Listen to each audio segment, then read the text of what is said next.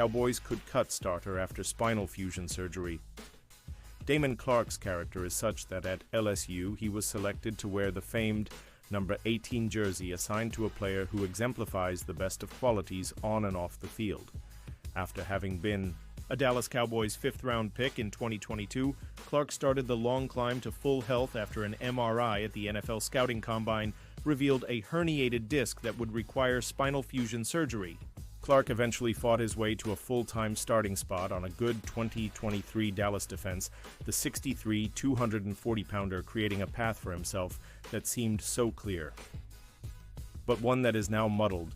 The Cowboys are about to enter NFL free agency with a shot at having $100 million in shopping room. Every dollar helps, which is why an option to free up even more SPXW is to simply cut players who'll be accounting for more money than they're worth.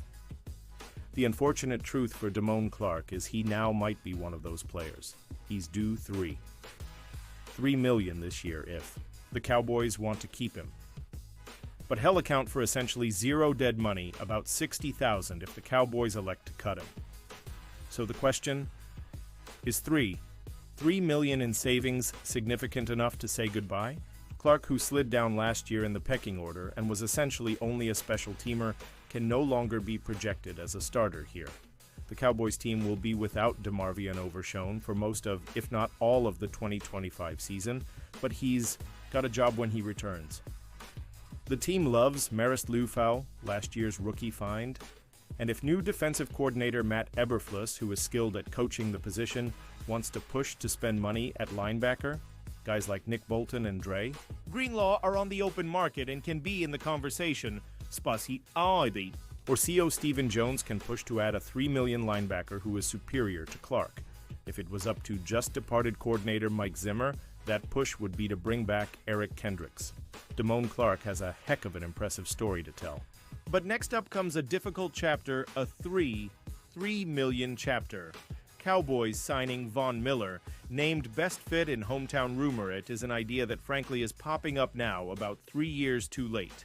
The Buffalo Bills seem likely to find a way to divorce themselves from once great pass rusher Von Miller and his $120 million contract. Their big-time signing in 2022, which came while the Dallas area native was also making noise about a willingness to take less to play for his hometown Cowboys, never quite panned out. Miller and the albatross of his contract make him a possible Buffalo cut with another chance at free agency in his future, and that's where the Cowboys-related rumors are coming from, with one site calling him a best fit in Dallas. Bill's head. Coach Sean McDermott remains a fan of the likely future Hall of Famer. Love Von, McDermott told reporters at the NFL Scouting Combine. The thing I love about Von is he very rarely, if ever, used kind of the victim role approach. He always was, hey, I'm coming back. I'm going to be back. I'm working on it. Mentally, he's just so elite. To come off a knee injury, particularly when you're 30+, is a challenge.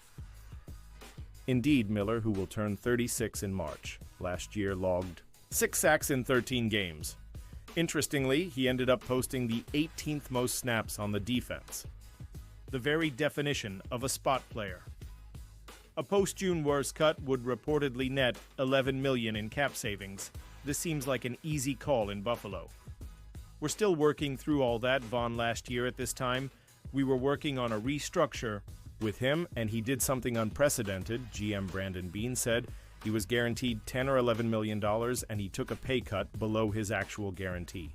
And you're talking about a first-ballot Hall of Famer that did that, so a lot of respect for what he did to come back and try and help us chase this trophy. And as the year went on, he showed he can still play. Is it time for Dallas to examine whether that's true, whether he's a best fit? Miller is a member of the NFL 2010s All-Decade team, has an 8-time Pro Bowler, and there was a time when 14 sacks was simply pretty much what he'd threatened to do. The Cowboys don't need to chase names in free agency, they need talent that fits into the salary cap pie. Miller once said he'd take less to play here in his hometown. Maybe Dallas should take him up on that by offering less, way less. Cowboys announced Dak backup NFL draft plans.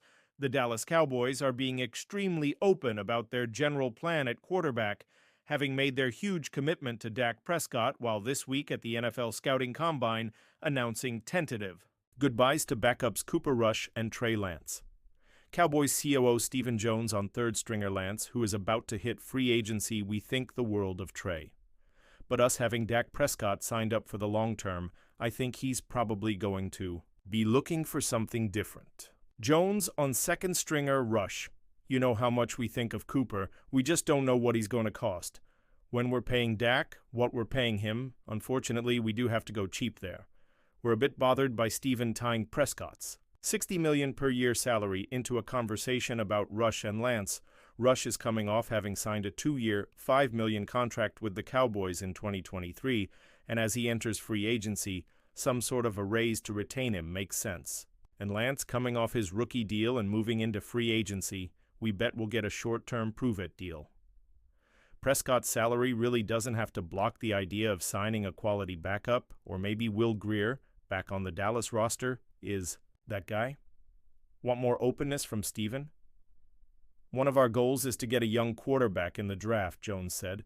I don't know where that's going to be.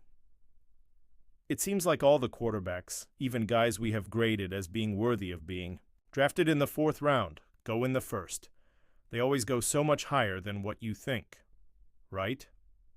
And so, shouldn't the Cowboys adjust accordingly?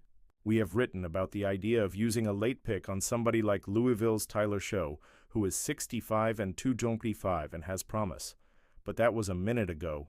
Now, draft guru Dane Brugler ranks Show as the 59th best player on his big board. So there goes using a late pick on him. If the Cowboys do decide to draft a quarterback, it'll be the first time the team has done so since taking Ben DiNucci in the 7th round in 2020. So the plan in place. The Cowboys have plenty of justifiable reasons to try to snag a developmental quarterback, and little justification for waiting too long to do so.